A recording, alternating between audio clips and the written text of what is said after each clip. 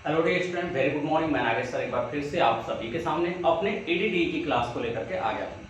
ध्यान दीजिएगा, ईडीडी में पिछला चैप्टर हमने पढ़ा और उस पिछले चैप्टर के अंतर्गत हमने ऐसे वायरिंग डायग्राम जैसे एक स्थान से, दो स्थान से, तीन स्थान से या उससे अधिक स्थानों के लिए हमने आपका स्टडी किया था भाई। अब जो हमारा है वह नया चैप्टर स्टार्ट होने जा रहा है। उस नए चैप्टर का आप सभी लोग नाम डाल लीजिए हेडिंग के रूप में पैनल एंड डिस्ट्रीब्यूशन बोर्ड। ये हमारा तीसरा चैप्टर है। तीसरा चैप्टर है हमारा third chapter, panel and distribution board.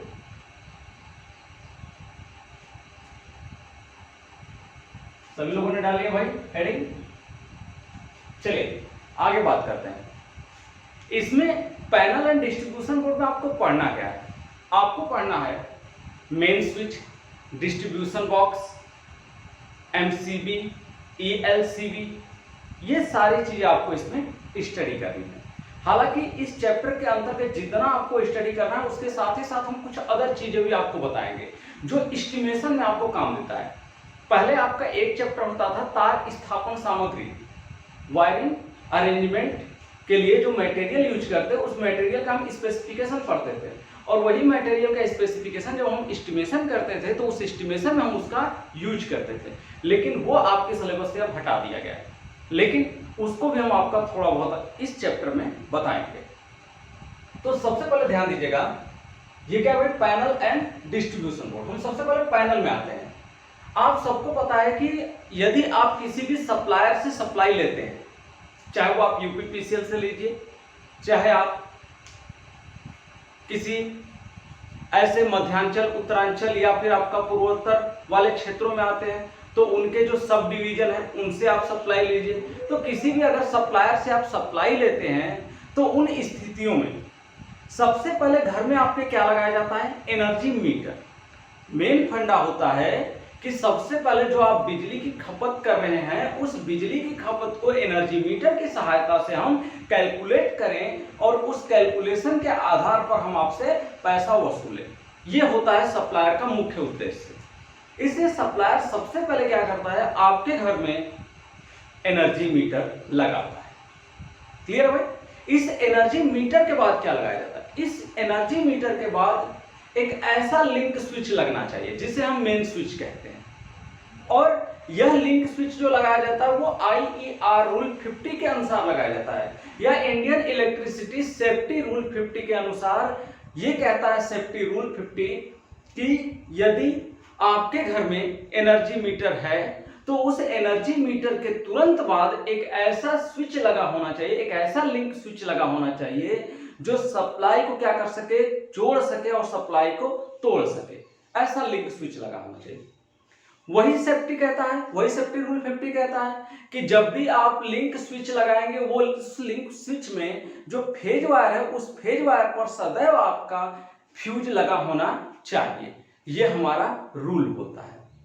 तो सभी लोग जान लीजिएगा मेन स्विच किसे कहते हैं? मेन स्विच एक ऐसा लिंक स्विच होता है जिसकी सहायता से पूरी सर्किट को कनेक्ट कर सकते हैं या पूरी सर्किट को डिस्कनेक्ट कर सकते हैं, उसे कहा जाता है आपका मेन स्विच। मेन स्विच का हम आपको फिगर भी दिखा देंगे, वो फिगर भी आप देख लीजिएगा। क्लियर? अब मेन स्विच में एक हैंडल होता है। उस हैंडल में वो हैंडल जो लगा होता है वो एक धातु के बॉक्स के अंदर लगा होता है। इस तरह से ये हमारा धातु का बॉक्स होता है, धातु का बॉक्स होता है। इस बॉक्स के अंदर एक आपका हैंडल लगा होता है, ये हैंडल लगा होता है, और ये इस हैंडल से आपका ये क्या होता है भाई? ये आपका मैनुअली ऑपरेट करने के लिए एक हत्था लगा होता है।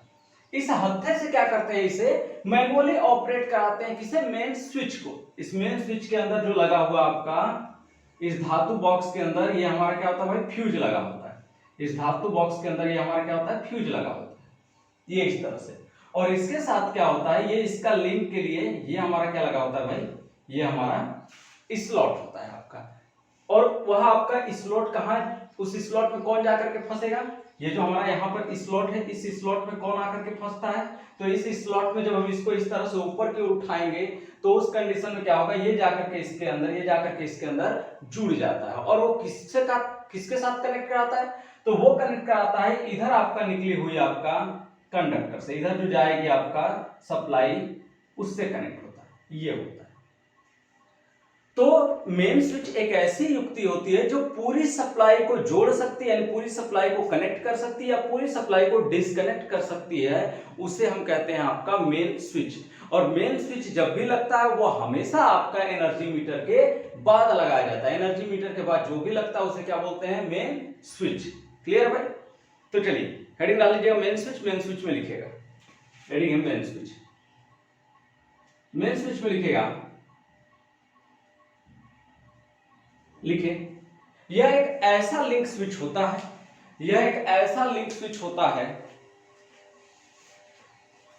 यह एक ऐसा लिंक स्विच होता है जो पूरी सर्किट को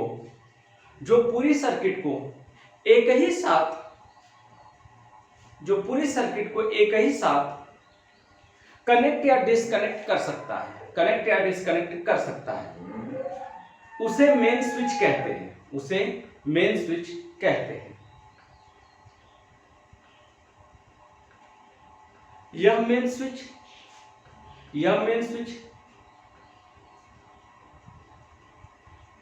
सदैव एनर्जी मीटर के बाद लगा होता है, यह मेन स्विच सदैव एनर्जी मीटर के बाद लगा होता है। क्लियर हो गया भाई? यह तो था हालांकि मेन स्विच के बारे में कि मेन स्विच क्या होता है, किस तरह से वर्क करता है, इसके बारे में आप लोगों ने समझा। अब हम आगे चलते हैं मेन स्विच से आगे। अच्छा, इस पे एक नोट पॉइंट लिख लीजिएगा, नोट पॉइंट लिखिएगा पहला, मेन स्विच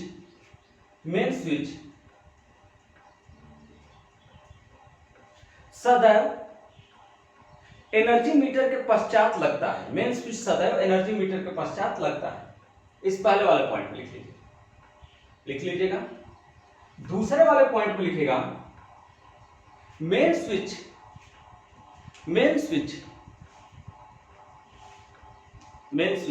सदैव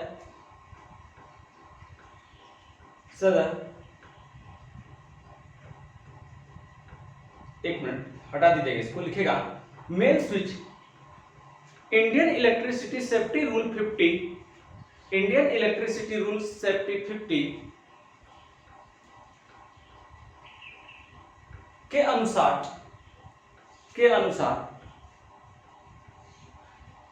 सुरक्षा के दृष्टिकोण से प्रयोग में लाया जाता है, सुरक्षा के दृष्टिकोण से प्रयोग में लाया जाता है। हो गया भाई? नोट पॉइंट हटा देने के बाद अब यहां से लिखेगा, अब कोई एक नोट पॉइंट नहीं है, मेन स्विच के जहां तक मेन स्विच लिखवाए थे, मेन स्विच का अभी मेन स्विच का ये भाग है, मेन स्विच का कौन सा भाग है इसके बारे में हम चर्चा करेंगे कि ये किस तरह का बना होता है। तो सबसे पहले हम इसके बॉडी की बात करते हैं। ये जो इसकी बॉडी होती है वो धातु आवरण की होती है, ये जो हमारी बॉडी होती है वो किसकी होती है, धातु आवरण की होती है। और लिंक स्विच में क्या होता है, ये हमारा एक मैनुअली ऑपरेट करने के लिए एक हैंडल लगा होता है, आपका एक हत्था लगा होता है, जिसके सहायता से हम क्या करते हैं, सप्लाई को ऑन या ऑफ करते हैं। अब ये जो धातु का बॉक्स होता है, ये जो धातु का बॉक्स बंद होता है, इस बंद होने वाले धातु के बॉक्स के ढक्कन के ऊपर सिंबल होता है, तीर का निशान होता है, जो यह शो करता है कि किस दिशा में आप हैंडल को उठाएंगे तो ऑन होगा और किस दिशा में हैंडल को गिराएंगे तो ऑफ होगा, यह शो करता है आपका।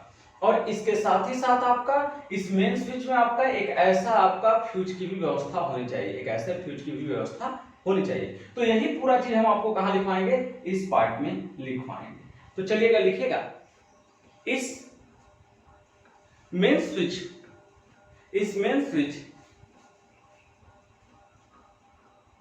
की संरचना एक धातु आवरण की होती है, इस मेन स्विच की संरचना धातु आवरण की होती है। इस मेन स्विच का बाहरी भाग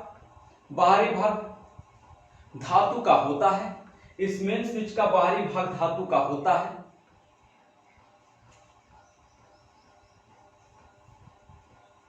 और इस मेन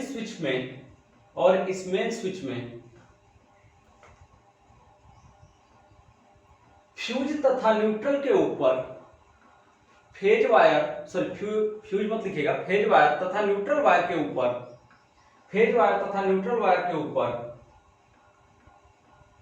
एक फ्यूज लगा होता है, एक फ्यूज लगा होता है। फेज वायर तथा न्यूट्रल वायर के ऊपर एक फ्यूज लगा होता है, फ्यूज लगा होता है जो परिपथ में आने वाली अधिक धारा से सुरक्षा प्रदान करता है, जो परिपथ में आने वाली अधिक धारा से सुरक्षा प्रदान करता है।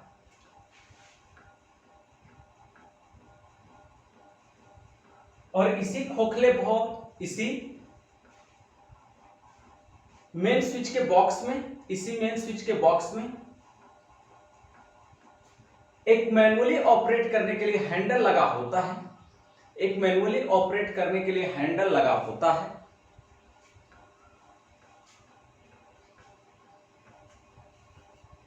जो पूरी सप्लाई को एक साथ कनेक्ट या डिस्कनेक्ट करने का कार्य करता है। पूरी सप्लाई को एक साथ कनेक्ट या डिस्कनेक्ट करने का कार्य करता है। ओके भाई, आगे लिखेगा इस मेन स्विच के ढक्कन के ऊपर तीर के द्वारा ऑन ऑफ को प्रदर्शित किया गया होता है।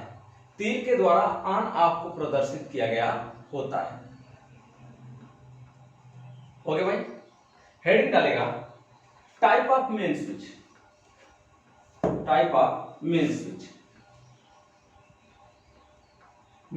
के प्रकार। मेन स्विच कितने प्रकार के होते हैं? हेडिंग है टाइप ऑफ मेन स्विच।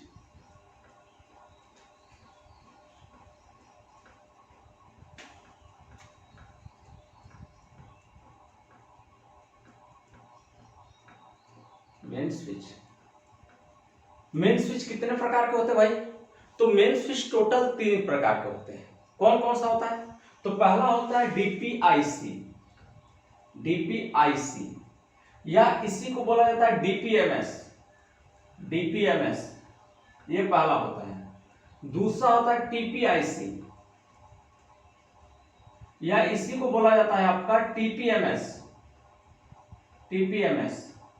और तीसरा होता है आपका टीपीएनआईसी या इसको बोला जाता है टीपीएनएमएस, ये होता है।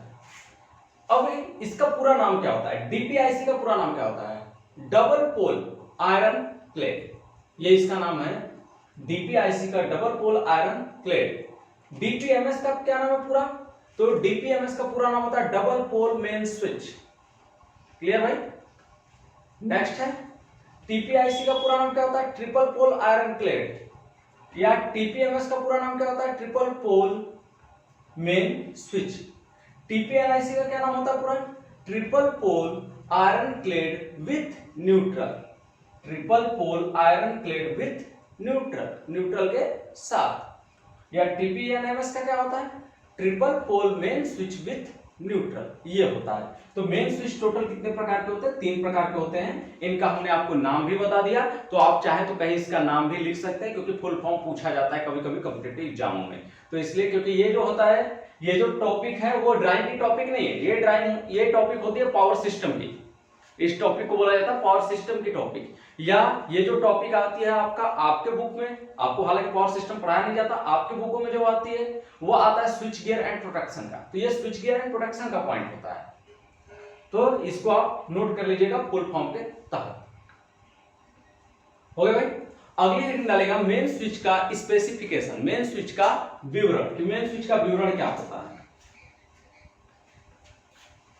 स्पेसिफिकेशन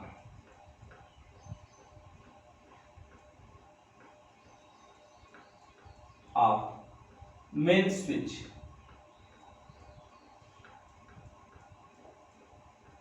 ओके भाई? हेडिंग है specification of main switch, main switch का विशेष विवरण।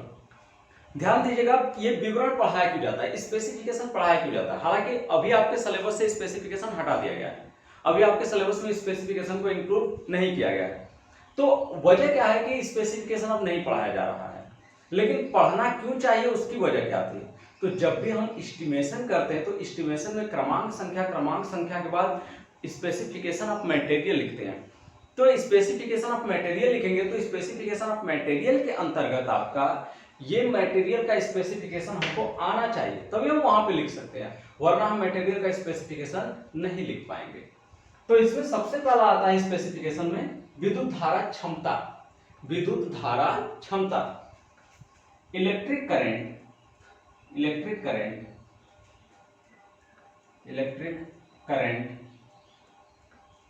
कैपेसिटी,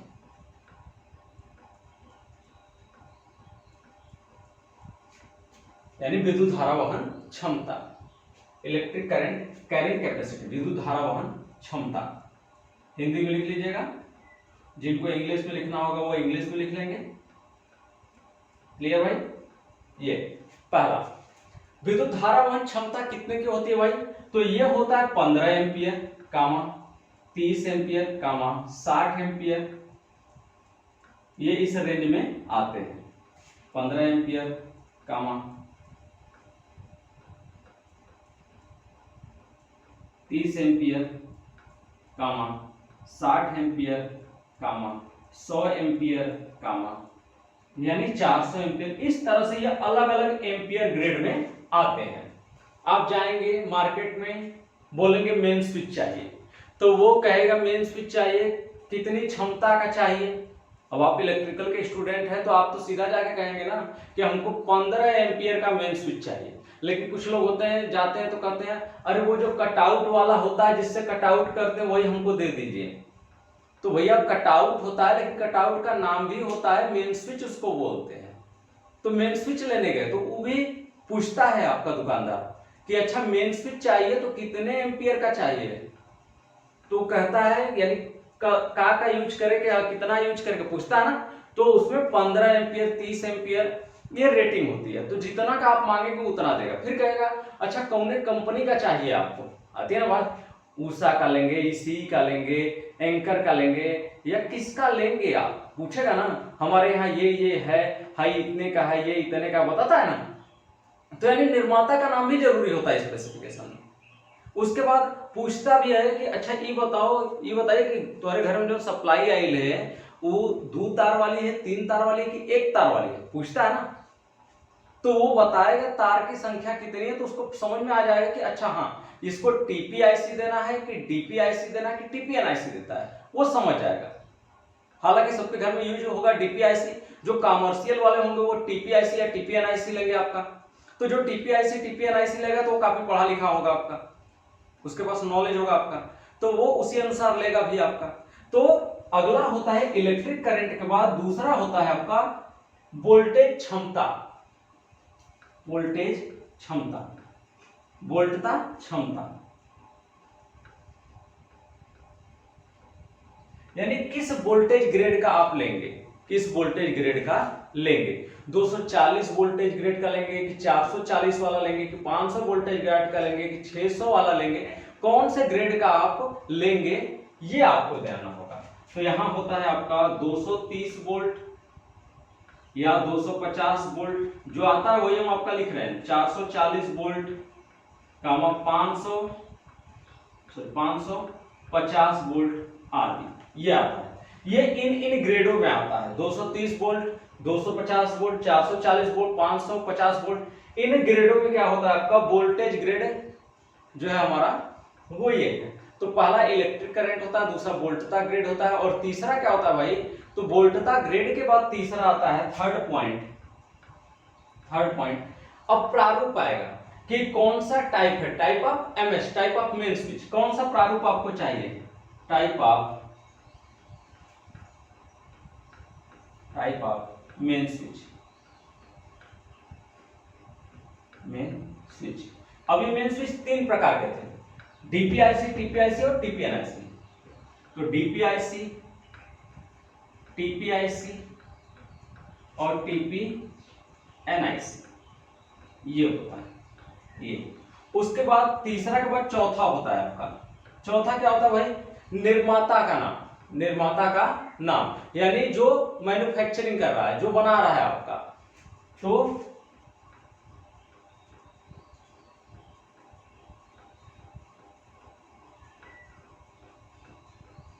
निर्माता का नाम, IS प्रमाणित, IS सर्टिफाइड, IS प्रमाणित। तो ये चार चीजें होती है किसके, आपका स्पेसिफिकेशन में। अब इस स्पेसिफिकेशन को, जैसे आप लोग क्या है, आप लोग एक जेई बनने जा रहे हैं। अब जेई को तो इतना नॉलेज होना चाहिए कि अगर वह किसी को भेज रहा है, सामग्री का मूल्य आमंत्रण कर रहा है कि हमको सामग्री का लिस्ट भेजिए, कितने का सामग्री कितने कितने रुपए का है, तो वह आपका सबसे पहले क्या करेगा, जो आपका जेई होगा वो अपना टेंडर डालेगा, या फिर वो अपना मांग की जो भी उसे आवश्यकता है वह आपका क्या करेगा, विभाग से मांग करेगा। तो विभाग से जब मांग करेगा तो उसमें क्या करेगा, वो बकायदा आपका लिस्ट पर लिखेगा। तो लिस्ट पर लिखेगा तो ऐसे नहीं लिख देगा कि मेन स्विच, ऐसे ही MS नहीं लिख देगा। अगर इस तरह से MS लिख देगा तो वहां जब जाएगा तो क्या समझेगा बेचारा कि इसको कौन सा MS चाहिए, नहीं ना समझ पाएगा। तो जब नहीं समझ पाएगा तो इसलिए पूरा पूरा विवरण सहित जाता है यहाँ से, ताकि वहां से सामान भेजने में कोई भी परेशानी न हो आपका। इसीलिए स्पेसिफिकेशन पहले पढ़ाया जाता था। और अब क्या है, जैसे जैसे समय चेंज हो रहा है, लग रहा है कि सरकार एकदम मार रही है, धज्जियां उड़ा दे रही है शिक्षा व्यवस्था का। अब बच्चे भी इतने नालायक है ना कि उनको समझ में नहीं आता कि हमारे साथ हो क्या रहा है। वो सोचते हैं अरे प्रमोट हो गए, बहुत अच्छा है प्रमोट हो गए।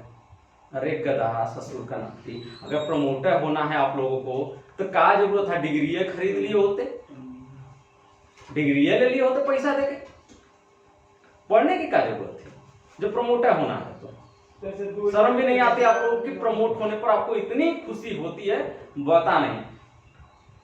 अरे कह दिए होते, मम्मी पापा से दे दिए होते लाख रुपया, ले आए होते डिग्री खरीद के, झूठा में चले आए डिप्लोमा में एडमिशन कराने, फालतू में पढ़ लो, नहीं तो जेई बनने में ना बत्था कबर जाएगा। अच्छे अच्छे लोगों का कबरा है, जो अपने आप को समझते हैं कि बहुत 30 मार खाए है ना, वो लोग कहाँ जाते हैं पता नहीं चलता है। तो इसलिए समझा रहे हैं, क्योंकि तुम लोगों के पास अभी क्या है कि एक्सपीरियंस नहीं है, हमारे पास 8 साल का एक्सपीरियंस है। हमको पता है कि कहाँ ठोकर खाते हैं बच्चे, कहाँ गिरते हैं, तो इसलिए हम समझाते हैं पहले। और नहीं समझोगे तो हमको क्या है भैया, नहीं समझोगे मत समझो, तुम्हारे जैसे बहुत से लोग हैं उसी लाइन में लगे हुए, लगे रहो तुम भी। तो ये स्पेसिफिकेशन लिख लीजिएगा। अब इस स्पेसिफिकेशन में हम क्या करेंगे भाई, अब इस स्पेसिफिकेशन का पूरा विवरण यहां पे लिखेंगे। कैसे विवरण लिखा जाता है वो समझिएगा। एक विवरण हम आपको लिख के दिखा देते हैं। लिखेंगे क्या विवरण में, 15 एम्पियर 250 वोल्ट, ये देखिए ये हमने पहला पॉइंट उठाया 15 एम्पियर, 15 एम्पियर हमने लिख लिया। हमने वोल्टता ग्रेड इसमें से ले लिया 250 वोल्ट। अब क्या भाई 250 वोल्ट किस में होता है, डीपीआईसी में होता है कि टीपीआईसी में होता है। टीपीआईसी में कभी भी 250 वोल्ट नहीं रहेगा, ये याद रखिएगा। ये आप अगर इलेक्ट्रिकल के स्टूडेंट हैं तो ये छोटी छोटी पॉइंट है, ये वाइवा में कंफ्यूज करने के लिए एग्जामिनर पूछ देता है कि 250 वोल्ट है या टीपीआईसी पर 250 वोल्ट दे सकते हैं, टीपीआईसी पर 250 वोल्ट पर टीपीआईसी लगा सकते हैं, नहीं लगा सकते कभी भी। 250 वोल्ट पर हमेशा डीपीआईसी ही लगता है, टीपीआईसी कभी जीवन में नहीं लगेगा, ये याद रखिएगा आप लोग। तो 250 वोल्ट यहां क्या लिखेंगे, डीपीआईसी। ये तीसरा हमने लिख दिया, पहला लिखा 15 एम्पियर 250 वोल्ट डीपीआईसी, 15 एम्पियर 250 वोल्ट डीपीआईसी। अब क्या बच गया, कंपनी का नाम, तो लिख देंगे ईसीई निर्मित, ईसीई निर्मित आईएस प्रमाणित, ये हो गया इसी निर्मित आईएस प्रमाणित। तो ये पूरा स्पेसिफिकेशन हो गया। अब ये स्पेसिफिकेशन कहीं भी भेजोगे आप, जेई के ऊपर, जेई हो कहीं भी सामग्री का आमंत्रण कर रहे हो, कहीं से सामग्री मंगा रहे हो, तो ये जो लिख के भेजोगे तो आपको वह सामग्री पूरी पूरी एक्यूरेट वाली मिलेगी, उसमें कोई त्रुटि नहीं रहेगी। इसीलिए स्पेसिफिकेशन आपको पढ़ाया जाता है। नेक्स्ट है एमएस, खत्म हो गया। अब ये एमएस पुराने समय में यूज होता था, हालांकि अब भी कुछ कुछ लोग यूज करते हैं, लेकिन अब इस एमएस का जगह ले लिया MCB, MCB miniature circuit breaker. अगर एमसीबी का फुल फॉर्म नहीं जानते तो जान लीजिएगा, मिनिएचर सर्किट ब्रेकर। तो एमसीबी क्या किया, आज के समय में एमएस का जगह ले लिया। जो हम मेन स्विच पहले यूज करते थे उस मेन स्विच के स्थान पे अब जो यूज होता है वो यूज होता है MCB, miniature circuit breaker. Heading डाल दीजिएगा। क्या होता है भाई एमसीबी?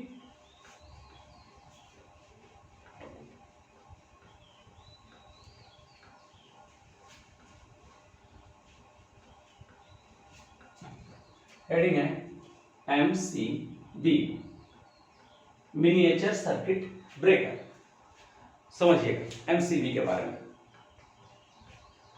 एमसीबी एक ऐसी डिवाइस होती है जो मैनुअली और ऑटोमेटिकली दोनों तरह से ऑपरेट होती है। मैनुअली भी ऑपरेट किया जा सकता है और ऑटोमेटिकली भी ऑपरेट होता है।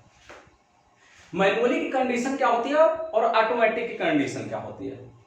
मैनुअली अगर हमें सप्लाई को ऑन करना है तो उस कंडीशन में हम मैनुअली उसको क्या करते हैं, हाथ से ऊपर की ओर उठाते हैं। आपका हाथ से ऊपर की ओर क्या करते हैं, उठाते हैं आपका, जिसकी वजह से क्या होता है, जो दो धातु की पत्तियां होती हैं, हमारी दो धातु की पत्तियां कुछ इस तरह से होती है। ये हमारा है, ये दूसरा हमारा है। ये पहली धातु की पत्ती होती है, ये पहली धातु की पत्ती होती है। और ये क्या होती है भाई, ये हमारी दूसरी धातु की पत्ती होती है। इस तरह से ये दो धातु की पत्तियां होती हैं। क्लियर भाई? तो ये दो धातु की पत्तियां, इसको और अच्छे से बना देते हैं ताकि और अच्छे से आपको समझ में आए।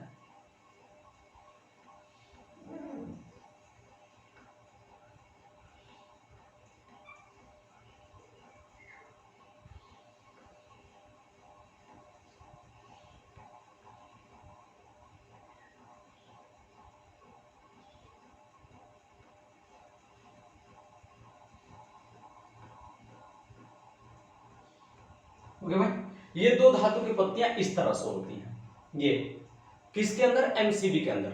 जैसे ही हम क्या करते हैं, इस एमसीबी को उठाते हैं, एमसीबी के सिरे को उठाते हैं, वैसे क्या होता है, ये दोनों पत्तियां, ये यहां से पत्ती ऐसे होते हुए ये इसमें आती है और इसमें आने के बाद फंस जाती है। यानी ये पहले इस तरह से थी दोनों पत्तियां। जैसे हमने इस वाले सिरे को, ये वाला सिरा एमसीबी के साथ लगा होता है, एमसीबी से जिससे हम उठाते हैं, तो जैसे उठाते हैं वैसे क्या होता है, ये यहां से ऐसे होता है, ऐसे उठ करके इधर चला आता है और इधर आने के बाद फिर ऐसे रुक जाता है। तो ये पत्ती इसको रोक देती है, यहीं पर क्या करती है, पत्ती इसको रोक देती है आपका। तो ये पहले इस तरह से होता है, जब ऑफ रहता है, ऑन करना होता है तो जैसे जैसे लाते हैं वैसे ये इस पर आकर के, यानी मुड़ते हुए क्या होती है, वो इस पार से इस पर आकर के जुड़ जाती है। इससे जब जुड़ जाती है तो वही सप्लाई क्या होता है, आपका बहना शुरू हो जाता है आपका परिपथ में। तो ये तो था मैनुअली कंडीशन। जैसे ऑटोमेटिकली ऑपरेशन क्या होता है, अब ये जो हमारी एमसीबी की पत्तियां दोनों इस तरह से लगी हुई हैं, जब ये निर्धारित क्षमता की करंट आएगी तो निर्धारित क्षमता की करंट पर यह ऑपरेट नहीं होती है। जैसे ही निर्धारित क्षमता से अधिक मान की करंट आती है, जैसे हमने 5 एम्पियर है, 5 एम्पियर का हमने डिजाइन किया हुआ है एमसीबी, 5 एम्पियर से कम करंट आ रहा है या 5 एम्पियर तक का करंट आ रहा है, तो उस करंट को बड़े आसानी के साथ क्या करेगा, सहन करेगा। जैसे 5 एम्पियर से अधिक मान की करंट आएगी वैसे ये पत्ती क्या होती है, फैल जाती है। और फैलती है यानी जब गर्म होती है तो गर्म होने पर इनमें सिकुड़न आता है। सिकुड़न आने की वजह से क्या होता है आपका, यानी फैलाव होता है, तो फैलाव होने पर नरम होती है। नरम होने पर क्या होता है, ये दोनों एक दूसरे को छोड़ देती हैं। जैसे पत्ती एक दूसरे को छोड़ती है वैसे क्या होता है, आपका सर्किट ट्रिप हो जाता है। यानी एमसीबी का जो उठाया गया आपका पॉइंट था, यानी जो आपका जिस पॉइंट को हमने उठाया था ऊपर की ओर, वह क्या होगा, नीचे की ओर गिर जाएगा। तो ये होता है आपका ऑटोमेटिकली ऑपरेशन। तो एक मैनुअली ऑपरेशन भी करता है और ये ऑटोमेटिकली ऑपरेशन भी करता है। और इसका दो दृष्टिकोण से आपका प्रयोग किया जाता है। पहला सुरक्षा के दृष्टिकोण से, किसके सुरक्षा के दृष्टिकोण से, हमारी सुरक्षा के दृष्टिकोण से। और दूसरा आपका घर में लगे हुए सभी इक्विपमेंटों की सुरक्षा के दृष्टिकोण से इसका प्रयोग हम करते हैं। तो ये दो दृष्टिकोण से एमसीबी का हम प्रयोग करते हैं।